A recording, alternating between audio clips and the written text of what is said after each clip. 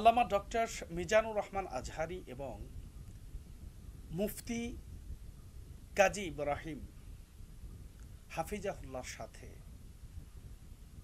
যা ঘটেছে আমি আশঙ্কা করছি ঠিক এরকম কিছু একটাই শেখ আহমদুল্লাহ হুজুরের সাথেও ঘটতে চলেছে কিনা। আমার অনুমানটা ভুল হতে পারে, তবে আপনারা যারা এই মুহূর্তে আমার এই আলোচনাটি দেখছেন তাদেরকে বিশেষভাবে অনুরোধ করব, আপনারা আজকের ডেট এবং তারিখটি উল্লেখ করে আপনারা একটু স্মরণে রাখার চেষ্টা করবেন। এটি আমার ব্যক্তিগত অভিমত বা ব্যক্তিগত একটি আন্দাজ। আমরা দেখেছি এই দেশের মাটি থেকে ডক্টর মিজানুর রহমান আজহারিকে যেভাবে দূরে সরিয়ে দেওয়া হয়েছে এবং মুফতি কাজী ইব্রাহিম হুজুর বা মুফতি কাজী ইব্রাহিম হাফিজাহুল্লাহকে যেভাবে এই দেশ থেকে বিতাড়িত করা হয়েছে বা এই দেশ থেকে তাড়িয়ে দেওয়া হয়েছে, এরকম একটি বিষয় কিন্তু স্পষ্টভাবেই বলা যায়। ঠিক এরকম কিছু একটাই আবার শেখ আহমদুল্লাহ হুজুরের সাথেও ঘটতে চলেছে কিনা, এটি এখন অনুমান করছি বা আন্দাজ করছি। তবে আল্লাহ সুবহানাহু ওয়া তাআলা যেন আমাদের এই কোরআনের পাখি শেখ আহমদুল্লাহ হুজুরকে এই ধরনের কোনো চক্রান্তের শিকার না করেন, আমিন। মুফতি গিয়াসউদ্দিন আত-তাহিরি হঠাৎ করে আহমদুল্লাহ হুজুর সম্পর্কে এরকম বাজে মন্তব্য করে কথা বলার কেন প্রয়োজন বোধ করলেন, এটা খুবই চিন্তার বিষয়। ওলামায়ে কেরামের মাঝে ইখতিলাফ থাকতে পারে, তবে সেটা অবশ্যই ইসলামের কল্যাণার্থে, ইসলামের উপকারার্থে হওয়াটাই বাঞ্ছনীয়। কিন্তু আমরা ইদানিং দেখতে পাচ্ছি বাংলাদেশের বিভিন্ন ওলামায়ে কেরামের মধ্যে একে অপরের সমালোচনাটা ব্যাপকভাবে বিস্তার লাভ করেছে।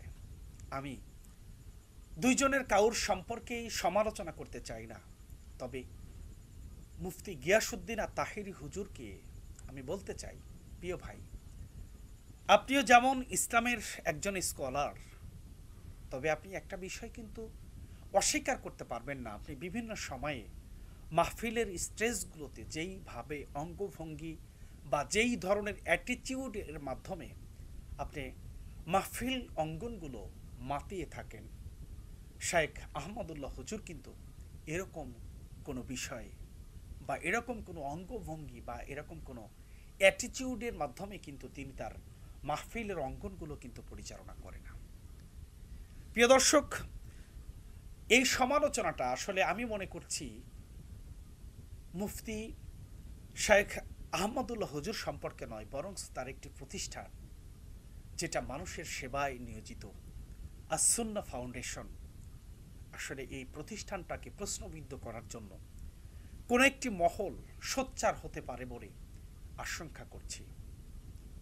তবে ধর্মপ্রাণ মুসলমান কখনোই এই ধরনের কর্মকাণ্ড মেনে নেবে না, এই ধরনের কাজকে কখনোই সাপোর্ট করবে না।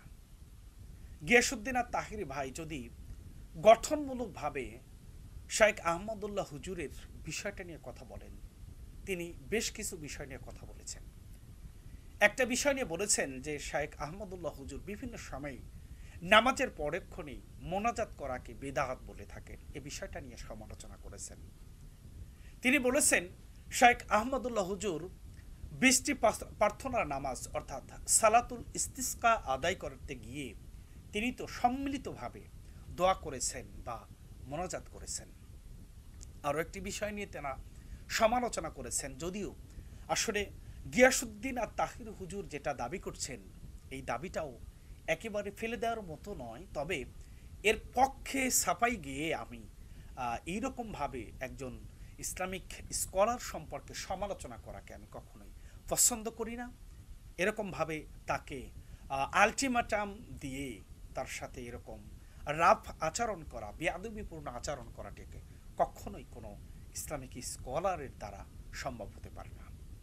তাই আসুন আমরা নিজেদের দোষ ত্রুটিগুলো সংশোধন করি এবং সমালোচনা না করে বরং সংশোধনের উদ্দেশ্যে আমরা একে অপর ভাইয়ের সাথে আমাদের যে সমস্ত বিষয়গুলো নিয়ে ইখতিলাফ রয়েছে সেগুলো সমাধান করার চেষ্টা করি।